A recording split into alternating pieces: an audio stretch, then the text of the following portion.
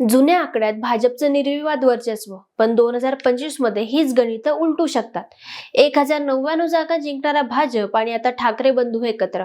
महापालिका निवडणूक यावेळी फक्त निवडणूक नाही, ती थेट सत्तेची परीक्षा आहे. तर 2015 ते 2018 आकडे, आजची बदललेली समीकरणं दोन्ही समजून घेणं गरजेचं आहे.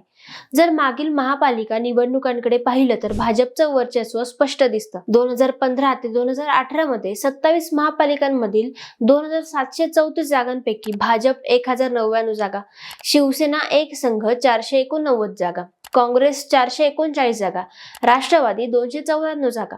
पुणे, नागपूर, नाशिक, पिंपरी चिंचवड या मोठ्या शहरात भाजपने जोरदार मुसंडी मारलेली होती. तर मुंबई, ठाण्यात शिवसेने आपले बालेकिल्ले राखले होते. पण त्यांच्यानंतर 7 आणि 10 वर्षांमध्ये राज्याचं राजकारण पूर्णपणे बदललं.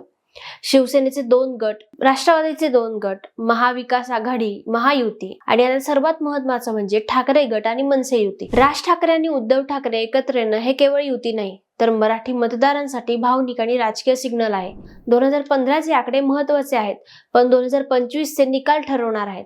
युती, भावनिक मुद्दे आणि स्थानिक असंतोष. पण तुमच्या मते काय होणार आहे? भाजपचं वर्चस्व टिकणार का, की ठाकरे बंधू गेम बदलणार? कमेंटमध्ये तुमचं मत नक्की लिहा आणि अशाच सखोल राजकीय अनालिसिस पाहायचा असेल तर व्हिडिओला नक्की शेअर करा.